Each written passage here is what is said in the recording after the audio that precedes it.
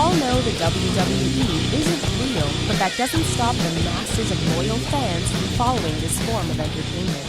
Yet despite being scripted, it's seen its fair share of very real injuries suffered in the ring. From torn muscles and concussions to life-altering spinal injuries, this list will show that despite its reputation, WWE can sometimes get all too real. Triple H.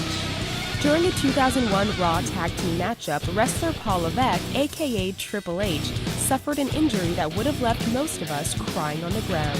To the audience, the whole injury just looked like part of the routine, but it wasn't.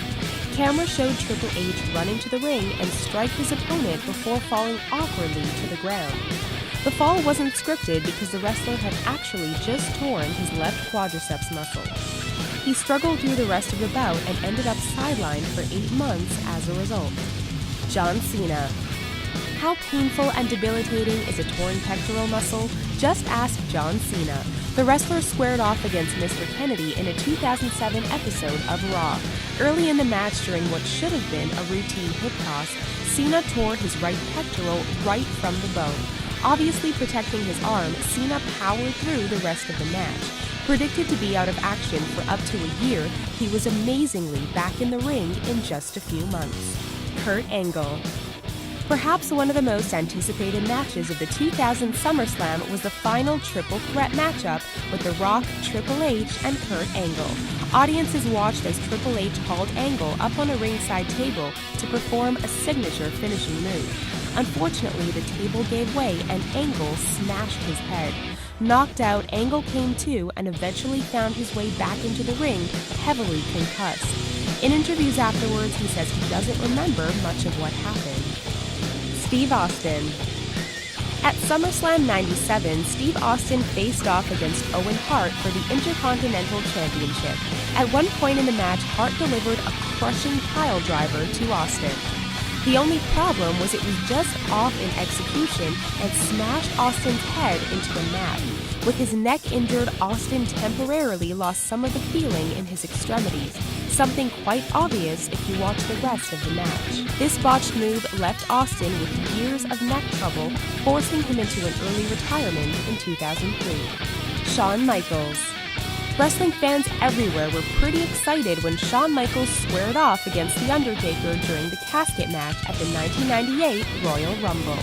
Everything was going as planned until the moment The Undertaker picked up Michaels and threw him out of the ring. While falling, the wrestler hit his back on a coffin positioned nearby. Despite not looking too bad at the time, the blow actually damaged his spine and required surgery.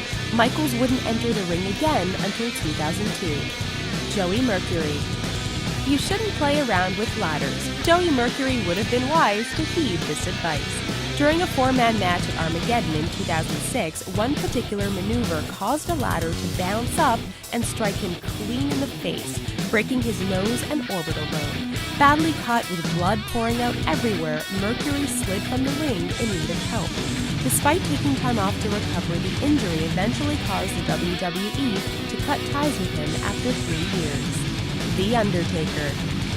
While you'd expect The Undertaker to dish out a lot of damage to his opponents, most fans wouldn't expect the big wrestler to get too seriously hurt himself, especially by a wrestler as small as Rey Mysterio.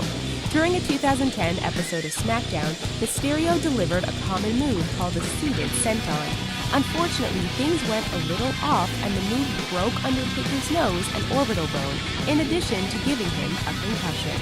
The injury caused him to miss several months. Hardcore Holly. Bob Howard is a 15-year veteran of the WWE and went by a number of different ring names. He is best known as Hardcore Holly, a wrestler who was nearly killed in the ring. It all happened in 2002 when he faced off against Brock Lesnar. Lesnar tried to perform a powerbomb on Holly, but each wrestler was just a little off in the move's execution, resulting in Holly landing on his neck. The damage to his neck and spine put him out of action for over a year. Mick Foley. We could probably have a top 10 of just Mick Foley injuries. In his history of injuries, there's probably little that surpasses the 1998 King of the Ring matchup versus The Undertaker. The cage match first saw Foley get thrown 16 feet to the ground below. He was then chokeslammed through the top of the cage, landing hard on the mat below, a move that made even The Undertaker think he was dead. With numerous puncture wounds, a concussion, dislocated shoulder and jaw, the moment was all summed up by the iconic picture of a bloody Foley, complete with a tooth coming out of his nose. Darren Drozdov. While other WWE wrestlers all suffered bad injuries, they also recovered to varying degrees and often re-entered the ring. Darren Drozdov is a different story. During a 1999 SmackDown taping, Droz faced off against D'Lo Brown. What should have been a standard matchup went horribly wrong during an attempted powerbomb. The move didn't work as intended, and Droz suffered a bad neck injury that left him permanently paralyzed. The match was never aired for the public to see.